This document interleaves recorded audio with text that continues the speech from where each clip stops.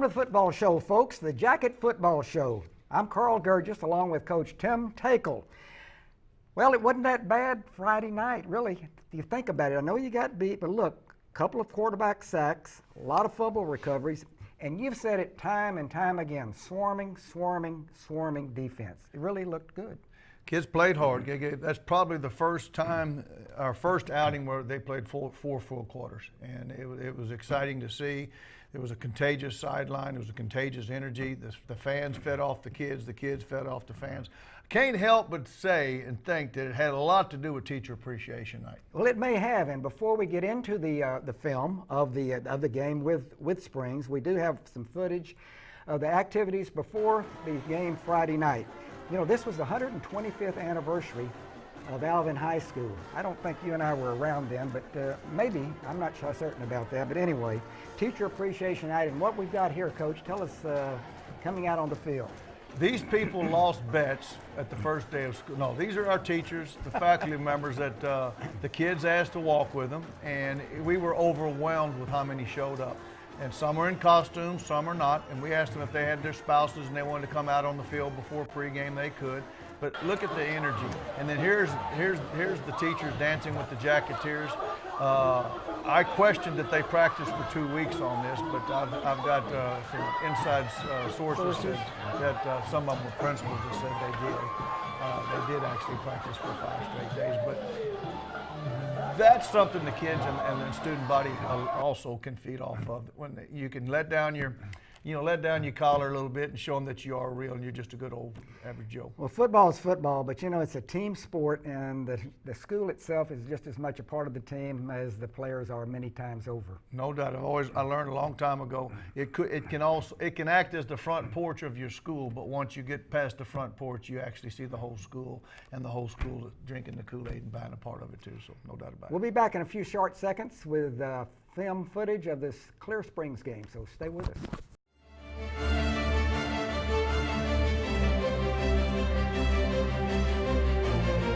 Texas is known for 2 things: football and barbecue. At Joe's Barbecue in Alvin, we support high school football. Show up in your school colors and you'll automatically get 10% off. Joe's proud to serve certified Angus beef. Joe's Barbecue. It's all about the barbecue. This first play here that we're going to see is going to be offense. It's going to be number 18, Cody Smith, quarterback. He's going to make have a great mesh, and he's going to pitch the ball out to Daniel Bloom. Ronald Broussard smokes it up inside the A gap there. Number 26, Richard Valdez, gets a great block on the perimeter along with 76, Kane Santos. And when you have that, you get about a 9-10 yard gain. Option is slowly starting to work out a little bit here. How about the new uniforms too, the graphite?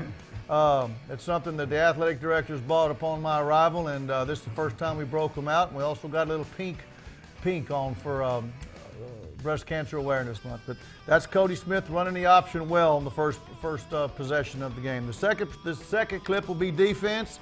It's play action fake, straight drop back by Clear Springs. This is something they're known for. They'll run the ball, and then come right back off that action and straight drop back.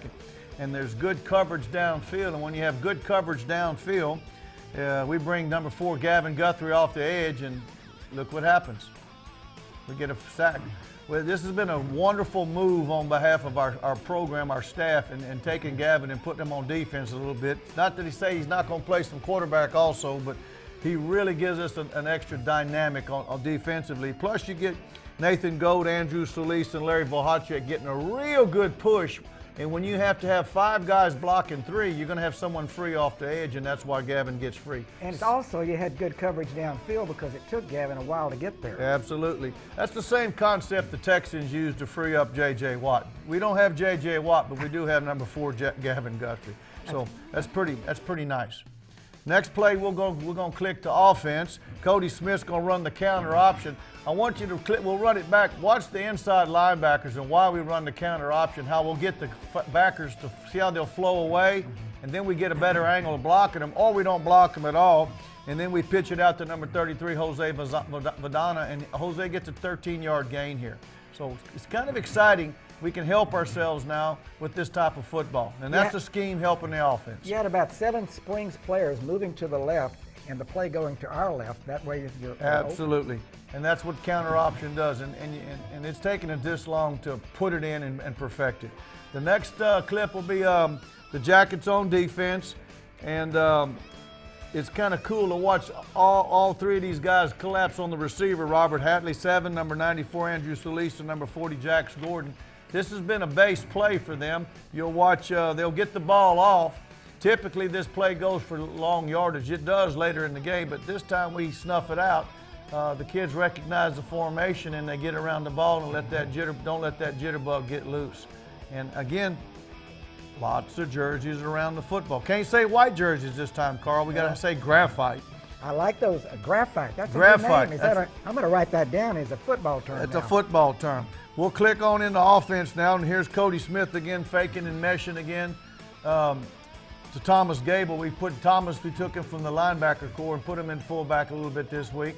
He gets a wonderful block by Richard Valdez, and we pitch it out to Jose Vadana, and we get the nice blocking, nice read, and look what happens. We get some movement on the counter option. Cody deals the ball, and we've got an edge blocked, and we turn loose our speed. That's the speed we have, and again, that's a 19-yard gain. And again, Springs players, if you'll notice, they're moving to the left here. Yes, sir. Counter option, it helps with your angles, no doubt about it. Next play is offense again. 2 offensive plays in a row. Number 25, Thomas Gable carries.